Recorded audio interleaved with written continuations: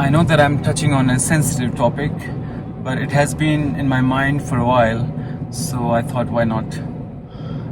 So I was recently talking to my mother, and we were reminiscing on my childhood, because I've spent 6 years in Romania and I've recently come back to my family. So we do sit together and talk about our past life, it seems, right?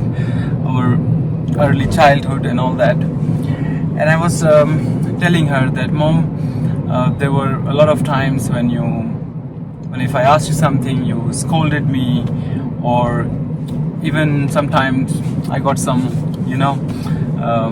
so here and there some beatings were there, and not only at home with my mother, but also at school from the teachers. This was happening. So I actually joked with her, and I told her that, why did you do that to me? And she said, she also smilingly, cutely, she said, I didn't know any better. That's how we were raised, and that's how we knew how to raise. Now, there were hardships and struggles in the family. We don't belong to at least we did not belong to a well-off family. It was hard growing up. We were a joint family living in one small house, 7-8 people at a time. I would not go describing the situation, but it was hard. But there was a lot of love in the family. There was a lot of connection. There was a lot of joy and laughter and fun. Nonetheless, there were beatings included, scoldings included, not asking for permission, not taking consent. Children were supposed to be at the mercy of at the mercy of parents. So there was a situation, and I had no awareness of any other reality. Right, I was this frog in the well. So for me, my mind did not go to the perspective back then that it could be different than this. In fact, there were other friends, other classmates who were perhaps in much worse conditions from this point of view. So I even felt that I was in a better position, that I was getting beaten less by the parents, I was getting scolded less by the teachers and stuff like that. So I told my mother, and she said she didn't know any better. And in that moment, I did not feel any anger or resentment towards how I was treated.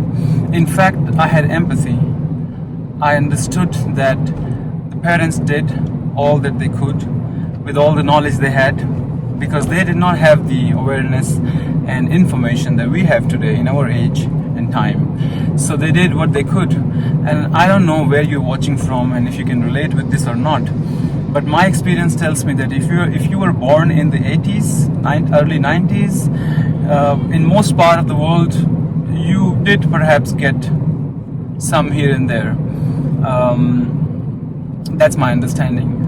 Even the schools used to be like that. All the communist countries, I have learned that the education during the communism time was not very pleasant. It was good, but it was tough and strict. So these were the ways of men, I would say. These were the ways of humanity. That's how we were raised. So it got me thinking, this incident with my mother, this got me thinking that, should I be digging deep into my past and picking each and every memory from my past and then sort it out and then try to heal from it? But the thing is that the subconscious mind is huge. It has a vast reservoir of memories stored and experiences stored in it. So if I get into the journey of digging all the traumas and healing them, then I will get stuck in the rut of digging and healing. And I've seen a lot of people who get into this cycle, whose only perspective of life is to look at it from the perspective of the trauma and the healing that they are trying for. And it makes me think that perhaps trauma and healing are overrated concepts. Yes, trauma exists. Yes, it's painful. And yes, it defines us in one way or the other. But we are not the sum total of all the trauma that has happened to us. And life is not happening in the past. And life is not happening in the future. Life is happening now and here. So when do I stop digging my past and start living in the present? When do I understand and empathize with the people who were our caretakers, who didn't know any better? They had good intentions. Their ways, their methods perhaps were not very good. I do not subscribe to the idea of raising children with physical violence. I do think that discipline is very important, and there can be kinder ways and more creative ways, I would say. I think creativity was missing, and that's why it was very sharp. Yet at the same time, I think there is too much of healing and too much of awareness of trauma happening in the world, and too much of softness going on. People have become way too sensitive and soft about many things. You have to think so much before talking. And also trauma, you might have heard, if you are on this topic with me, you must have heard of this, that trauma is not what happens to you. Trauma is how you react to it. Trauma is how you perceive it. In a same household, if there are 3 children receiving similar treatment, they might end up becoming very different adults. One of them might look at it as something that shaped them in a negative way, and then they unconsciously put it on others in the same way. The other might say, I'm not gonna do to others what was done to me. So they become kinder and softer and more aware of how they behave, how they act in their family, in their community. So yeah, I'm driving with a friend of mine, and let's see what he has to say on that. Siam, what do you think about what I'm talking about? I think you're right. Because in the current scenario that we are living, trauma and has become a concern, definitely. But a lot of people have also kind of, started using it as a weaponized mechanism. Yes, traumas exist.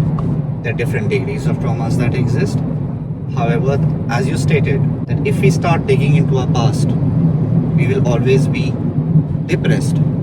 And when we start thinking about the future, we start getting anxious.